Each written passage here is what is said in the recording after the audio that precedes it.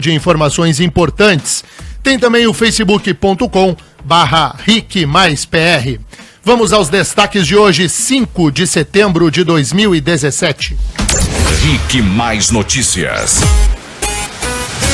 Polícia Federal está nas ruas e faz buscas contra o presidente do Comitê Olímpico Brasileiro, Carlos Arthur Nussmann. O executivo está sob suspeita de investigação iniciada na França sobre propina de US$ 1,5 milhão. Governador Beto Richa se defende das acusações de desvio de dinheiro público para a campanha eleitoral dele em 2014. Ele disse que o delator da Operação Quadro Negro é mentiroso. Apesar da média salarial de R$ 44 mil por mês, produtividade dos juízes paranaenses está abaixo da média nacional. Assembleia aprova medidas do pacote de ajuste fiscal enviado pelo governo. Emendas garantiram a realização de concursos públicos para a contratação de policiais, caso haja dinheiro em caixa. Vereadora Kátia Dietrich tem até amanhã para apresentar defesa sobre a acusação de ter cobrado de funcionário para mantê-los no cargo. E agora a manchete. Notícias. Tempo. Não temos a manchete do Pietro hoje. Eu tentei fazer o sinal, não conseguiu pegar o meu sinal. Então tá bom. Vamos falar de previsão do tempo. Que dia bonito, hein? Graças a Deus. Sol aqui em Curitiba. Isso dá uma animação pra gente, né? Eu não sei o ouvinte, assim, mas pra mim sol faz toda a diferença no dia. A gente começa esta terça-feira com 11 graus em Curitiba. A máxima chega a casa dos 29. Sol entre poucas nuvens, sem previsão de chuva. Essa é a previsão para todo o estado do Paraná. Então vamos passar aí as temperaturas do restante das cidades que estão ligadas aqui no RIC+. Temos 9 graus de temperatura lá em Ponta Grossa. A máxima também chega a casa dos 29. Cascavel já começa o dia com muito calor. 21 graus, muito calor para nós curitibanos, né? 21 graus é a nossa temperatura, assim, ideal. Máxima de 32 graus por lá. E em Foz do Iguaçu, na região da Tríplice Fronteira, 16 graus é a temperatura, com a máxima chegando a casa dos 33 graus. RIC Mais Notícias. Aeroportos. Oferecimento Parque Shopping Barigui. Faça ser incrível. Aeroporto Internacional Afonso Pena, em São José dos Pinhais, na região metropolitana de Curitiba, está aberto e opera pelo modo visual para pousos e decolagens. As informações são da Infraero. RIC Mais Notícias. Começamos o RIC Mais Notícias de hoje falando da resposta que o governador do Paraná, Beto Richa, deu sobre o caso da Operação Quadro Negro. Diga lá, Fran. Vamos lá, o governador Beto Richa se pronunciou ontem no Palácio Iguaçu, em Curitiba, sobre as denúncias da Operação Quadro Negro. De acordo com o dono da construtora Valor, o Eduardo Lopes da Silva, o dinheiro foi desviado para a construção de escolas. Este dinheiro desviado da construção de escolas tinha uma origem não um fim, não é mesmo? A campanha do governador Beto Richa em 2014. Lopes firmou um acordo de delação premiada com o Ministério Público Federal. O acordo ainda precisa ser homologado pelo Supremo Tribunal Federal, porém já causou aí todo esse burburinho. O governador negou todas as acusações, Denian, e disse que não há provas nas acusações feitas por ele. É um absurdo quererem enxovalhar a minha honra e a minha imagem com as palavras de um criminoso sem nenhuma prova concreta. Eu não conheço, nunca estive com esse cidadão, nunca pedi nada e muito menos autorizei alguém a pedir em meu nome. Beto Richa disse ainda que vai entrar com uma ação criminal contra o delator. Que eu tomei todas, mas todas as medidas possíveis e imagináveis para a reparação aos cofres públicos do dinheiro que foi desviado. Com prisões, com demissões, com encaminhamento ao Ministério Público, investigações da Polícia Civil, encaminhamento ao Tribunal de Contas do Estado, multas milionárias aplicadas a esse construtor, este criminoso, que vai estar atrás das grades, não tenha dúvida. Estou entrando, inclusive, com uma ação criminal em função das acusações levianas tentando me desonrar. Estou muito tranquilo em relação a isso, porque a verdade, hoje ou amanhã, ela vai prevalecer e vai aparecer. De acordo com o delator, o ex-diretor da Secretaria de Educação, Maurício Fanini, pediu para ele apresentar descontos agressivos nas licitações e prometeu corrigir os valores com aditivos posteriores. O Ministério Público Federal apurou que o governador Beto Richa assinou 6 aditivos em um único dia que permitiram o pagamento adicional de quase R$6 milhões à construtora Valor. Richa se justificou sobre essa atitude. Eu assino todo dia um monte de aditivos de obra, seja de prazo, seja de valor.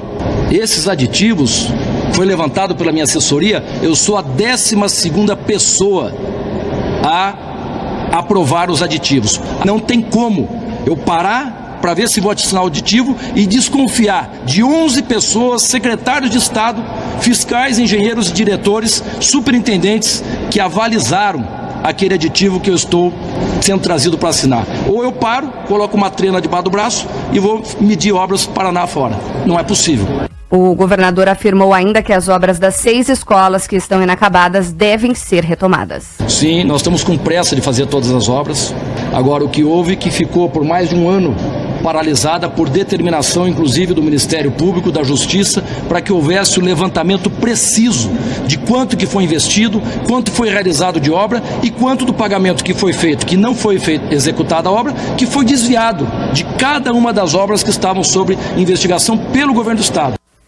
Bom, esse delator, o Eduardo Lopes da Silva, ele é o Joesley Batista das Araucárias. Ele é um pilantra, um empresário lixo, um ser humano nefasto que participou confessamente de um esquema de corrupção para roubar dinheiro de construção de escolas das nossas crianças e adolescentes. Isso é a escória do empresariado brasileiro. Esse Eduardo Lopes da Silva, não há adjetivo que eu use aqui que seja capaz de qualificar a conduta desse sujeito. O governador Beto Richa tem razão em um ponto. Foi do governo do Paraná o pedido de abertura de investigações sobre a Operação Quadro Negro. Quem pediu a abertura de investigação sobre a construção dessas escolas que não andaram foi o próprio Poder Executivo. Isso ele tem razão. Há um ponto que o governador fala e é retórica. E nós precisamos aguardar o Ministério Público, quando ele diz que não há uma única prova.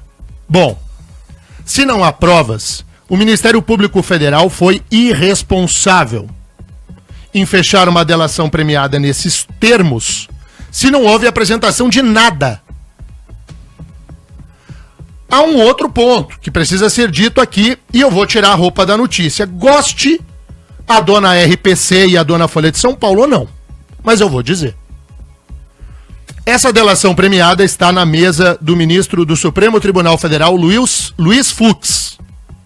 E lá no Supremo, a delação em si é muito fragilzinha. É uma delação michuruca, ausente de provas. O que a Folha e a RPC fizeram? Estouraram a matéria, depois disseram que não era bem assim, para fazer pressão no Supremo para que o STF homologue. A delação premiada, até agora, não foi homologada. E nós estamos falando sobre um caso em que o ministro do STF ainda não deu o vai. Por isso a fala do governador nesse tom de agressividade. O governador, como todos nós, tivemos acesso aqui à delação premiada. Fala e não apresenta nada. E se não apresentar, ficará a palavra de um bandido contra quem ocupa cargo público. Aí, amigão, o Rossoni também falou, né, Mark? Chefe da Casa Civil do governo do Paraná. Falou sim, ele que também é citado pelo delator Eduardo Lopes da Silva. Estou sem retorno aqui, Franciele, se puder ajeitar na mesa. Ele era presidente da Assembleia Legislativa na época em que as supostas irregularidades aconteceram. Lopes afirma que Rossoni teve envolvimento direto nos desvios e recebeu dinheiro como forma de compensação pelos contratos fraudulentos. O delator ainda destacou que as primeiras licitações vencidas pela construtora Valor foram em Bituruna, reduto eleitoral do atual secretário da Casa Civil. Rossoni se defendeu das acusações. Do que eu sou acusado das escolas de Bituruna. Faça uma visita a Bituruna, filme as obras, mandem fazer uma auditoria para ver se lá houve espaço para desvio de recursos. E, além de tudo, as obras de Bituruna sobrou recursos e foram devolvidas para o governo do Estado. Então, como que pode a palavra desse cidadão estar prevalecendo em cima da verdade. Esse, o chefe da Casa Civil, Valdir Rossoni, tá manso, né? Eu prefiro o Valdir Rossoni de ontem. O que disse que se aparecer... Nós não esquecemos, secretário Rossoni. Nós não esquecemos. O senhor disse que se aparecer uma única prova, uma só, minha, o senhor renunciará ao cargo. Firme. Firme. A prova que o senhor diz que não existe é a prova que falta ao processo. E se não houver provas, que se arquive. Se houver provas, que se responsabilize quem é responsável quanto ao desvio de dinheiro de obras públicas para a construção de colégios no estado do Paraná. O que não dá, e aí eu me vejo impelido a concordar com os dois, com o governador e com o chefe da Casa Civil, é nós ficarmos fazendo espuma em um processo que ainda não foi homologado pelo Supremo e, ao que consta, é vazio de provas. Se houver provas, que se afunde a tanga de todo mundo, mas sem dó. Se não, bola pra frente. 7h14. Por falar em provas, gente do céu, o que é o escândalo, o novo capítulo do caso JBS.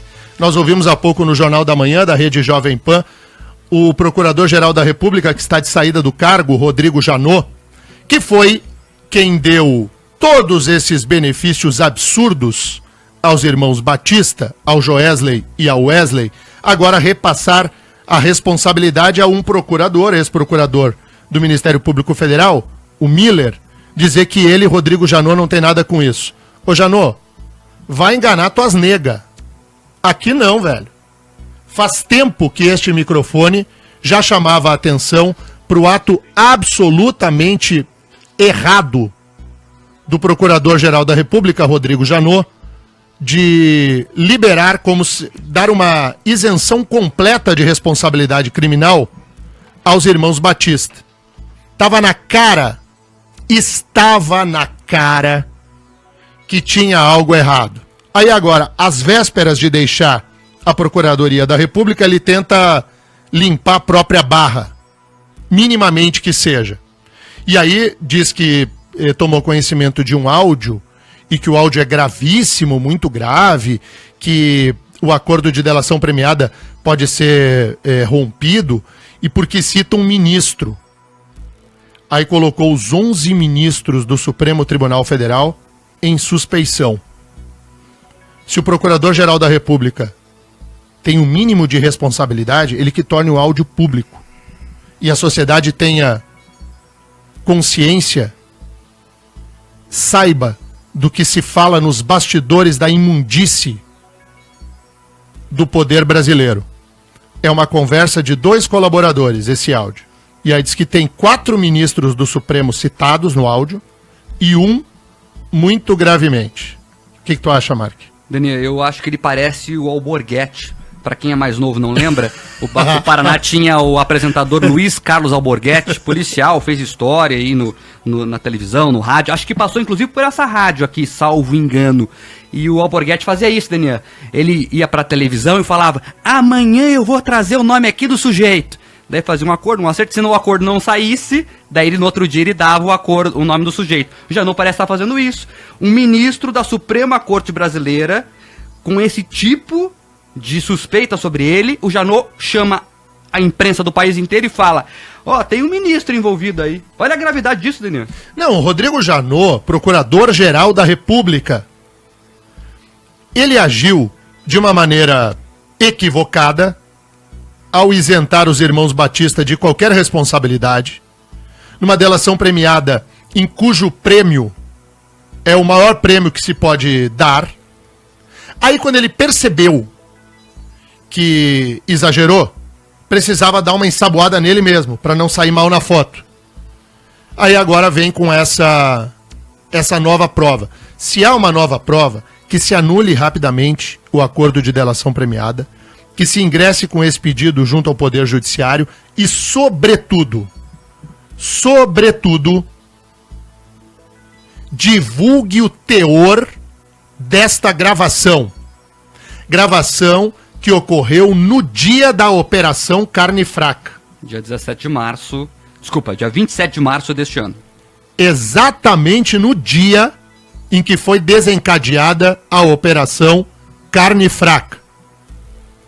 Aí uma conversa entre 2 colaboradores, se cita 4 ministros da Suprema Corte, um de forma muito grave, segundo o Procurador-Geral da República, Rodrigo Janot, e aí ele senta em cima do áudio? Deixará o áudio às escondidas? Primeiro ele dá todos os benefícios que não tem que dar aos criminosos, bandidos da JBS. Depois ele diz que vai anular os benefícios por causa de um áudio em que há suspeita contra o ministro do Supremo. Daí agora eu não divulgo o áudio.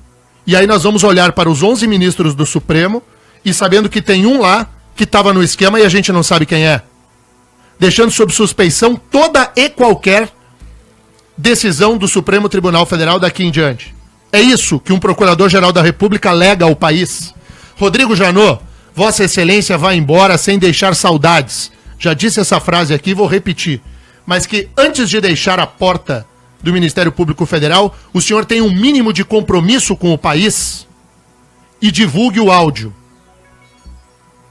Diga quem são os 2 colaboradores que estão conversando e, principalmente, qual é o ministro do Supremo que está implicado nessa conversa. Denian, e isso pode acabar implicando em uma investigação que começou aqui no Paraná, um belo trabalho do Dr. Igor, do Dr. Moscardi, de toda a Polícia Federal aqui do estado, que é a Carne Fraca. Só corrigindo aqui, foi dia 17 de março desse ano, realmente, o dia da deflagração da operação, que esse áudio foi gravado. E nesse áudio, Denian, tem uma longa conversa em que o Ricardo Saldi, que é um executivo da JIF, e o Joesley conversam sobre o que está acontecendo, e daí o Ricardo Saldi, que é o executivo, vira para o Joesley e fala assim, viu, o Marcelo Miller, que é o procurador investigado, mandou aqui um e-mail extenso justificando o porquê da operação. Ou seja, eles acabam colocando, inclusive, uma interrogação grande sobre toda a questão da investigação da Carne Fraca. É verdade que, juridicamente, em um primeiro momento, não contamina com a Lava Jato, Denian, mas moralmente está. Hoje o Brasil se pergunta, essas delações são para valer? Acabou contaminando todo o processo. É por isso que tem que explicar muito bem para separar o joio do trigo e provar o que foi feito de errado e o que foi feito de certo. Aí o que faz o Rodrigo Janot? Ele repassa toda a responsabilidade ao ex-colega dele, esse Marcelo Miller. Exato. Como se ele, Rodrigo Janot, não estivesse acima do Marcelo Miller na hierarquia do comando do Ministério Público Federal. Embora haja, cada procurador, cada membro do Ministério Público seja órgão, portanto, independente, autônomo, dentro da sua competência, que é disciplinada pela Constituição, a gente sabe que na prática o Rodrigo Janot tinha ingerência de hierarquia sobre o Miller. Aí o Rodrigo Janot vai e passa todinha a responsabilidade para o subordinado e finge que não é com ele. Olha, o Brasil tem dias que dá vontade de mandar uma cartinha para o Kim Jong-un e dizer lá para o ditador norte-coreano, para de brigar aí com a Coreia do Norte, esquece os Estados Unidos. Mira os teus mísseis pra cá. Sério, Daniel? É aqui, mas joga aqui. Destrói, velho. Vamos começar do zero, devolve pros dinossauros. Começaria por Brasília? Pode ser, manda aqui em mim, manda na Jovem Pan, velho. Olha, pô, brincadeira. Eles debocham da nossa cara. Vou dizer, eles vão fingir que não é com eles. Esse áudio não será tornado público. Nós não saberemos quem é o ministro do Supremo. Nós não conheceremos o teor do áudio. Nós damos uma delação premiada, depois retiramos a delação premiada, se implica um presidente da República, ex-presidentes da República no plural, Dilma, Lula, se faz uma zoeira e depois finge que não é responsabilidade de ninguém. Esse é o Brasilzão que temos para o momento. 7h22, antes do intervalo, ouvintes, Mark Souza. Vários ouvintes aqui participando sobre a questão dos assuntos que trazemos ao longo do jornal. Tem um ouvinte aqui, o Alex Dumbará, tá reclamando aqui, Deninha, que a gente elogia o Uber e que o Uber é uma empresa que tem campeã de reclamações, enfim, o Alex tá no veneno aqui, dizendo que a gente defende o Uber. Não, defendo a liberdade de as pessoas trabalharem, ganharem honestamente o seu dinheiro e haver reclamações sobre o Uber, tem reclamação sobre todas as empresas, ué. Então, porque as pessoas reclamam do Uber, a gente vai... Ah, não, então tá, como tem reclamação do Uber, vamos fechar o Uber? Não, vamos pra frente, gente. Eu defendo o Uber, o táxi, o Cabify, o 99 Pop, eu defendo todo mundo. Todo mundo trabalha sem o Estado encher o saco dos outros. Bastante gente aqui conosco pelo Facebook, a Fabiana Resch, a Melissa Pechebela, a Paola Santin, o Fernandes, o José Luiz Leite, o Agnaldo Milani, também tem aqui conosco o Marcos Roberto Gonognos, ele que tá enchendo o saco da sua camisa, Denia. Bonita camisa, Fernandinho, brinca ele. Muito obrigada. Que é a essa? do senhor também é linda. Que Tinha é a uma piada? propaganda muito bacana, lá no tempo de antigamente. Só eu e ele vamos lembrar. Como é que é o nome dele? Pegar aqui, o Marcos Roberto Codognos. O Marcos lembra de uma propaganda, não vou lembrar a marca. Se eu lembrasse, eu diria aqui. Tinha a propaganda era super bonitinha. Era uma mesa de reunião oval. E aí todas as pessoas iam, digamos, com uma camisa branca e uma gravata. Aí apareceu o tal do Fernandinho com uma camisa meio xadrez. Daí o chefe entrava, tava todo mundo vestidinho de branco e só um com uma camisa diferente. E aí o chefe dizia, bonita camisa, Fernandinho. Ai, eu lembro dessa história. Aí virava, aí aparecia uma outra reunião. Na outra reunião, todos os funcionários estavam com uma camisa igual a do Fernandinho. Só o Fernandinho tava com uma diferente. E o chefe, bonita camisa, Fernandinho. Era legal, não me lembro a marca. Depois eu vou procurar aqui no Google. Olha só, Denê, tem um ouvinte aqui, tá brabo com o seu comentário dos mísseis da Coreia pra cá, viu? Final do telefone 9540. Ele fala um monte de coisa aqui e diz assim, se você não está feliz com o seu país, que vai embora. Eita, e aí, Denia? Eu nem vou responder, porque é muito boba a pergunta, né? Desculpa, ouvinte. Mas é de uma bobeira gigante. Gente que acha que eu tô falando a sério, né? Depois dessa, solta o míssil do intervalo, a gente já volta.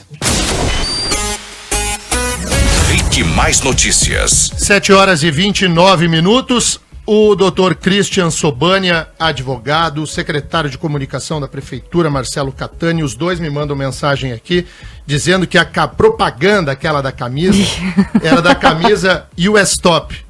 E é verdade. Eu vi aqui no intervalo, o Denê me mostrou, de 84, acho que é a propaganda. Eu não tinha nascido ainda. Não, a imagem tá até, eu não tinha nascido também, a imagem tá até, sei lá, cheia de chuvisco. Lavada, assim. né? Enfim. Bonita camisa, Fernandinho. Vários ouvintes aqui mandaram, obrigado a todo mundo que Eu fiquei com uma dúvida, quantos anos você tinha em 84, Denia? Eu tinha 10 anos. 10 aninhos de idade. Ah, Denia, a gente tá ali quase... 10 aninhos, eu era um menino.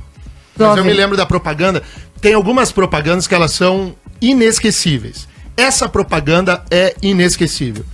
Pra mim, né, que eu lembro assim de criança, a propaganda das duchas Corona, um banho de alegria no mundo de água quente. É verdade. Banho, sabonete. Era muito bom.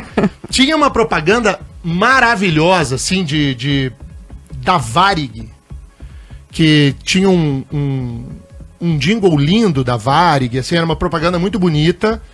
Eu lembro da propaganda do soufflé, do chocolate soufflé, que falava soufflé, o chocolate flutuava, porque ele era furadinho por dentro. Aerado. Tem algumas propagandas, assim, que são, de fato, muito marcantes. Essa da US Top, ela ficou muitos anos no ar, e ela foi um sucesso. Essa marca nem existe mais, né? Acho que não. Não, eu não conheço. Não conheço. Então, mas é uma propaganda bem legal. Bom, mas vamos falar sério, né? 7h30. Ontem o Marcelo Odebrecht foi ouvido pelo juiz federal Sérgio Moro no processo que corre contra o ex-presidente Luiz Inácio Lula da Silva. E daí, Mike? Olha só, Deninha, falou bastante, viu? O depoimento dele durou 3h30 e o dono da maior construtora do país confirmou que o departamento de propinas da Odebrecht pagou subornos à cúpula dos governos petistas. Ele reforçou os apelidos que usava nas planilhas que controlavam os pagamentos ilegais. Italiano, para mim, dentro da organização, se tratando, nós só nos referimos a Palocci. Quem que é aposentado? O Guido Mantega. Quem que é amigo nessa... Amigo é o Lula. Amigo é o Lula, palavra de Marcelo Odebrecht. O empreiteiro disse ao juiz Sérgio Moro que um terreno em São Paulo foi escolhido por assessores próximos de Lula e a Odebrecht pagou 12 milhões de reais pelo imóvel. Veio a iniciativa do Bulay, do Paulo Okamoto, que é o presidente do Instituto, para eu comprar o terreno. Eles não sabiam ainda como estruturar. Eu aprovei que o Palocci foi, chegou, eles quiseram e mudaram de ideia. Acho que foi logo depois da visita, eu acho que... Mas eles não tinham visitado antes o imóvel? Com a gente, eu acho que não. Compraram, pediram pra gente comprar e depois desistiram. O empreiteiro deixou claro que a compra do terreno foi uma forma de recompensar Lula por contratos na Petrobras e que os pagamentos de propina continuaram mesmo depois que o ex-presidente deixou o cargo. A ilicitude está mais na fonte do que no uso.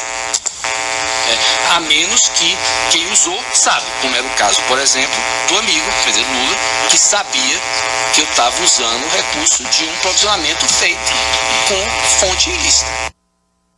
E agora vem, talvez, Daniel, o momento mais importante de todo o depoimento, quando Marcelo Odebrecht diz que Lula sabia sim que os pagamentos eram ilegais. A gente não recebeu essa sonora, Mark, deixa eu dar mais então, uma ele procurada. fala então o seguinte, que quem usa sabia que os recursos eram ilegais. O Marcelo Odebrecht disse então que o Lula sabia sim que o dinheiro era de propina. O Marcelo Odebrecht, além de falar o que disse, apresentou provas do que ele falou, Mark? Sim, na verdade a delação dele é recheada, permeada pelo sistema Drausis e o MyWebWay. É meio técnico e complicado, mas são dois sistemas de informática, Daniel, que a Odebrecht usava. Eles eram tão organizados que eles tinham um sistema de informática para controlar o pagamento de propinas. Esse sistema lá tinha os nomes, tinha as contas, tinha os valores depositados. Então tudo que ele fala está permeado por esse sistema, pelos registros desses sistemas que comprovam os pagamentos. Então é o seguinte, fala e prova, Marcelo Odebrecht. A fala do empreiteiro, ela é de uma transparência e de uma clareza para que todos nós entendamos como se deu esse esquema de corrupção, que é gigante, né? Gritante, é como se jogasse um holofote na corrupção. Eles foram lá, compraram um terreno por 12 milhões de reais, adquiriram o terreno a pedido dos amiguinhos do Lula, os companheiros do Lula de Partido dos Trabalhadores, em troca de contratos que o governo brasileiro deu na Petrobras para a Odebrecht. Tá entendendo? O governo brasileiro dá obras para a Odebrecht, e a Odebrecht, em agradecimento, entre aspas, compra um terreno de 12 milhões de reais para que o Lula monte o seu instituto num bairro em São Paulo. E teve toda uma discussão, viu, diz que o Lula exigiu que tivesse metrô perto para as pessoas chegarem, enfim. O Lula participou pessoalmente dessa escolha. Então é o seguinte, Lula será condenado pelo juiz Sérgio Moro nesse processo. Por isso eu fiz a pergunta para o Mark é o jornalista que mais sabe de Lava Jato no Brasil. Está em Curitiba, cobra Lava Jato todos os dias há 3 anos, tem a intimidade do sistema, conhece o processo, as pessoas, tem fontes largas. O que diz o jornalista Mark Souza? Que além da fala de Marcelo Odebrecht, há a apresentação de provas que são provas muito consistentes de que esse fato criminoso de fato aconteceu sob a responsabilidade de Luiz Inácio Lula da Silva. A delação premiada da Odebrecht ela é importante por isso, porque ela também deu aos investigadores e ao Poder Judiciário o caminho para localizar as provas que demonstram o ilícito. A delação premiada bem feita, que é diferente dessa delação premiada do Joesley Batista. Essa do Marcelo Odebrecht se tem efetividade. E é bom lembrar, onde mora o Marcelo Odebrecht, Marcos Souza? No Santa Cândida, ali na Polícia Federal. Onde mora o Joesley Batista? Eu não sei se ele tá na Quinta Avenida de Nova York, Quinta ou se ele Avenida, tá aqui de novo. Quinta Avenida em Nova York. Até eu viro bandido O Joesley Batista, morar na Quinta Avenida depois isento de responsabilidades, mora na mais cara avenida do mundo. ao lado do Central Park em Nova York. O Marcelo Odebrecht, o maior empreiteiro do Brasil, mora no bairro Santa Cândida, dentro de uma cela no prédio da Polícia Federal. Rodrigo Janot é um câncer para o Ministério Público Federal. Ele vai embora, felizmente. Veja a diferença de tratamento que se dá entre bandidos do mesmo naipe. O Marcelo Odebrecht é bandido, está preso. E colabora com a justiça para tentar melhorar um pouco a sua situação. O outro passeia em Nova York e ri da nossa cara. Essa é a diferença. 7h37.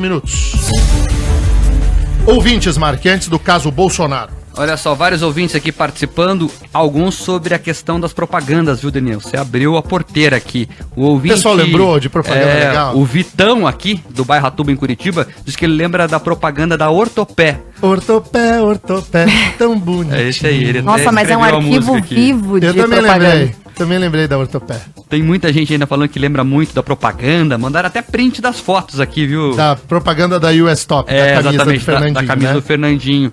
O ouvinte que não colocou o nome, final telefone 4352, pergunta por que na época de outros governos as emissoras não tinham o mesmo empenho em denunciar os atos de corrupção dele e da sua família. Ele dá o exemplo do governo Requião.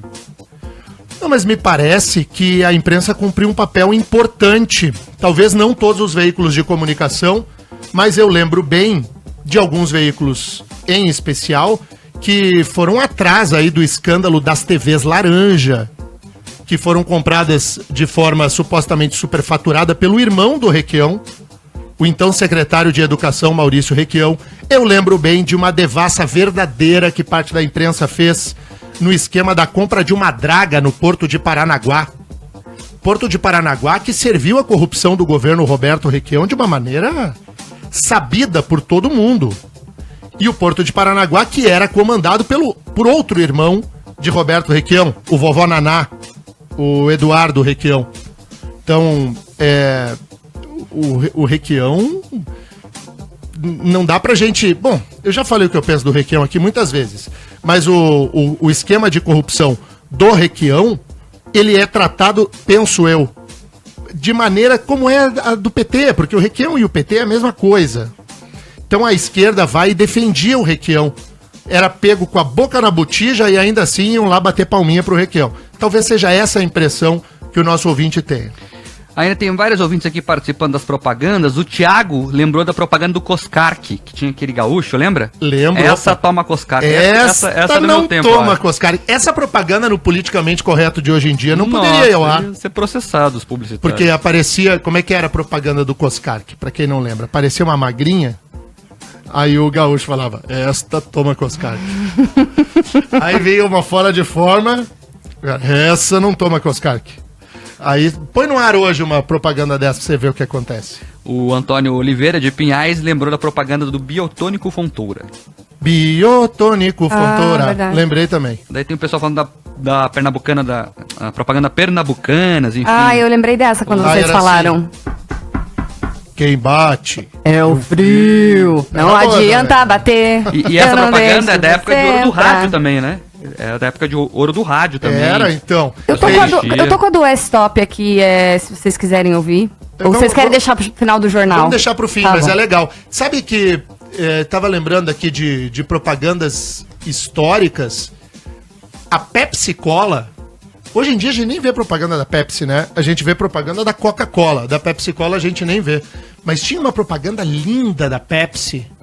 Tinha uma música, era uma propaganda de 1 minuto e pouco. Era maravilhosa a propaganda da Pepsi. Depois digita aí no YouTube, você que tá ouvindo, no tempo que a Pepsi anunciava. Hoje em dia a gente nem vê a Pepsi mais. Daí só pra terminar, Deninha, tá falando da Masco aqui, da Bala Zezinho, mas tem uma legal de paranaense, não pode esquecer, que é da Poupança Bamerindos. Ah, é verdade. Você não era da sua época, né, Deninha? Eu tinha um porquinho, Não?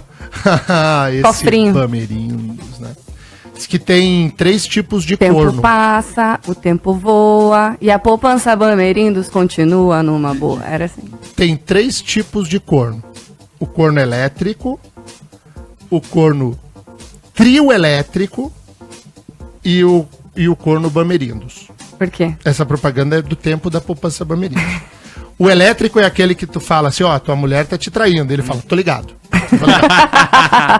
O trio elétrico é aquele que atrás da mulher dele só não vai que já morreu.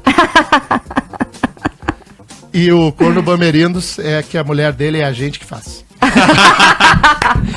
Ai, meu Deus. Vamos tocar o barco, Daniel? Vamos falar aí do Bolsonaro. Vai, Fran.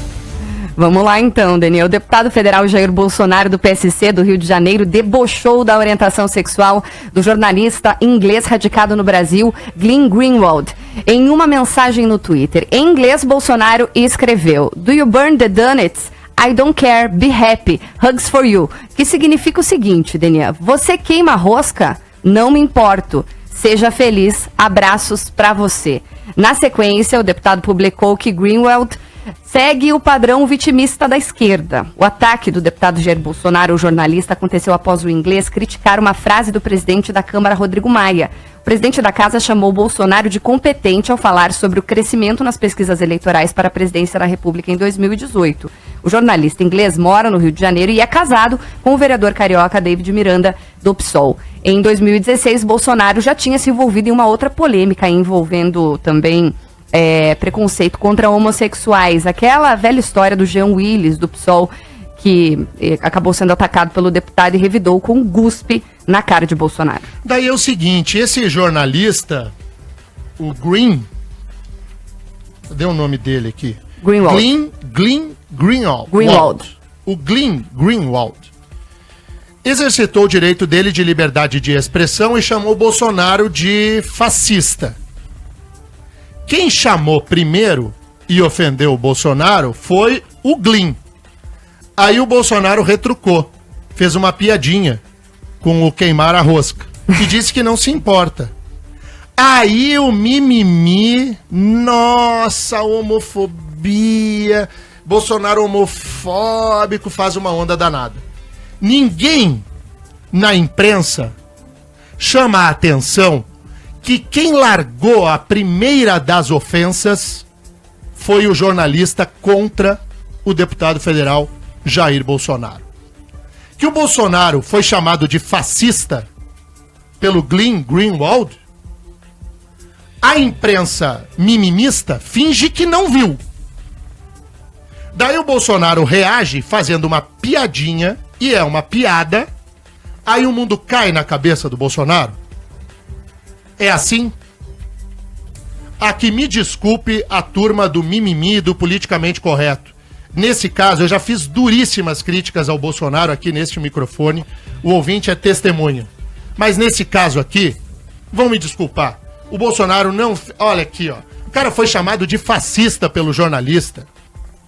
O jornalista vai, você é um fascista, isso. Aí o Bolsonaro tira uma onda com ele, dizendo que não se importa com a orientação sexual, e aí vira essa balbúrdia no país. Sejamos honestos. Vamos dar a notícia inteira. O Bolsonaro reagiu a uma ofensa que iniciou com o jornalista, que é homossexual, orientação sexual que não interessa a vida do Bolsonaro e nem a de ninguém. A gente tem que parar de tratar orientação sexual como se isso fosse motivo de debate político. Ou nós vencemos esse preconceito quanto à orientação sexual dos outros. O Bolsonaro tem nada a ver com a vida sexual do jornalista e ninguém tem. E o jornalista também não deve se aproveitar disso para querer aparecer, que foi o que o jornalista fez. Quer dizer que o jornalista pode chamar o Bolsonaro de fascista e aí o cara não pode reagir? Denê, e outra coisa, né? Fascista. Tá, esse termo virou comum agora, né? Isso é um xingamento tão pesado que as pessoas deviam pensar 10 vezes antes de dirigir alguém. Fascista é muito pesado. Então, ou seja, virou senso comum, todo mundo hoje usa fascista e nem sabe o que significa historicamente a palavra. Então, vou tomar cuidado antes de chamar alguém assim, porque não é assim que funciona a coisa. Exatamente. 7h46, 7h46. A gente falou na abertura do programa que o prazo da vereadora Kátia Dietrich é amanhã, quarta-feira, né, Fran? Isso, termina na quarta-feira, né? Lembrando que tem uma comissão processante que foi aberta contra ela, Denian, para para poder ver aí essa situação dos 6 funcionários que foram até a mesa diretiva da casa levar denúncias contra a Kátia Dietrich, de que ela estaria cobrando para manter funcionários do cargo, né? A gente entrou em contato aí com o Cristiano Santos, que é o presidente da comissão processante contra a vereadora, e ele disse que eles só aguardam, então, essa resposta da defesa dela para dar andamento ao processo. Bom, ela ainda está dentro do prazo de 10 dias para apresentar a defesa. Esse prazo vence agora no próximo dia 6. Ela fazendo isso, a comissão tem mais 5 dias para emitir o parecer, por meio do seu relator, que é o vereador Osias Moraes, definir se será dado ou não sequência nas investigações. Eu acredito, pelo que foi apresentado até aqui, muito dificilmente não será dada continuidade nesse trabalho, mas vamos aguardar. Assim que o relatório da comissão for finalizado, o documento vai ser votado em plenário. Lembrando que a vereadora pode ser absolvida, suspensa por até 90 dias ou cassada. Muito bem. Vamos para um intervalo e voltamos na sequência com mais notícias aqui no nosso RIC Mais Notícias. RIC Mais Notícias. 7h51. Enorme a quantidade de mensagens que nós recebemos aqui, lembrando de propagandas antigas. O Paulo Henrique me mandou uma mensagem aqui dizendo da propaganda da Valizer, do primeiro sutiã que a gente nunca esquece. Lembrei da Valizer. Não esquece, e eu vou falar pra você, não esquece mesmo, viu? As mulheres que estão me ouvindo com certeza sabem disso. O teu foi Valizer, Fran? O meu não foi Valizer, mas eu lembro dele até hoje. Era um cinzinho, assim. Muito bem. Olha aqui, Rexona tinha uma propaganda que era inesquecível. A Colinos também. A Colinos eu lembro. O pessoal no jet ski, lembra? Era, umas moças rindo, bonitas, todo mundo rindo com os dentes mais brancos do que o... né? Que mais, Marcos? A Sandra aqui tá lembrando da propaganda Tramontina, que as donas de casa saíam às ruas reivindicando panelas e não precisavam dar acolhimento. Muito boa a propaganda da Tramontina. Era demais mesmo. O Igor lembra da propaganda do Magrins. Não lembro dessa. Do Magrins não lembro também. Também tem a propaganda aqui, a Sulene falando a propaganda pernambucana, você falou aqui da portinha batendo lá. Também tem o ouvinte que não colocou o nome, colocando aqui que não é Bala Zezinho, é Bala Zequinha, isso, Bala Zequinha aqui, que também tinha propaganda aqui, muito famosa em Curitiba. O pessoal falando do porquinho do Banestado, o Aníbal da Colinos, também tem ouvinte falando do Frischmann, o amigão. Até hoje tem essa loja, acho, né, de roupa masculina. Acho que tem sim, ali na região da Tiradentes, né? Exatamente. Então, solta aquela propaganda que a gente... falou no começo do programa aqui, Fran. Vamos lá. A propaganda da US Top, que nem existe mais essa marca de camisa. Fernando. Que novidade é essa, senhor Fernando? É da nova coleção US Top. Bonita. Modelo novo, Fernando? Sim, senhor. Gostei. Camisas US Top. O mundo trata melhor quem se veste bem. Bonita camisa, Fernandinho. Muito obrigado. A do senhor também é linda. Daí o chefe usava a camisa igual a do Fernandinho. Lembra do Tang, Denian? Do mordomo do Tang, que ia levar o soco pro cara na árvore? O deputado Paulo Martins, ouvinte diário desse programa, disse que lembrou da propaganda do mingau Cremogema. Cremogema, Cremogema é a coisa mais... Ó, os atleticanos vão ficar bravos comigo. Ah, lá vem. Mas eu vou dizer. O hino do Atlético... Como é que começa o hino do Atlético mesmo? Eu não vou falar que você vai sacanear. O que você quer? Atlético, Cremogema, é a mesma melodia. Nada a ver, Denian. Igualzinho a música da Cremogema. Vocês nem lembram da música da Cremogema. Qual que é o nome? Qual que é o nome da marca? Cremogema. Cremogema, programa jornalístico desse jeito. É a coisa mais gostosa desse mundo. Aqui, ó, vamos falar de coisa importante. A Ana Raviluk diz aqui que lembrou da propaganda da Guaraná com a pipoca. Essa é clássica também. Era pipoca na panela, é muito legal. Tá vendo como o jingle é uma peste? Isso... Tem nada a ver, nada a ver. Denian, já tá cansado. Vambora, Denian, vambora. Rubro Negro! É igualzinho a música da Cremogema com o Atlético Paranaense. Muito bem, vamos embora. Antes da gente terminar, só uma informação sobre o ajuste fiscal. Os deputados aprovaram a redação final na segunda-feira ontem, né, Fran? Isso, com temas mais polêmicos aí desse pacote, né? E apesar da pressa do Palácio Iguaçu em aprovar essas propostas, o trâmite foi mais lento do que o planejado, justamente que foram apresentadas aí mais de 40 emendas que alteraram pontos considerados polêmicos, o que aumentou ainda mais a discussão. Entre as principais mudanças, Daniel, está a alteração do ponto que definia o corte de concursos públicos da Polícia Militar, que gerou todo um bafafá aí. Pelos próximos 3 anos, o governo havia cortado os concursos na Polícia Militar. Porém, voltou atrás o governo com uma emenda e agora, se houver dinheiro, vai haver concurso público. Sabe o que é isso, né? É o bode. Lembra que eu comentei aqui do bode na sala? Que precisava passar tudo no pacote de ajuste fiscal e criaria um bode para pôr o bode lá, e aí todo mundo discutiria o bode. O bode era o concurso público para a polícia. Então o governo recuou, onde poderia recuar, e conseguiu passar o pacote de ajuste fiscal inteiro. Terminou. 7h55. Fran, valeu. Até amanhã. Beijo, até amanhã. Marque, valeu. Até amanhã.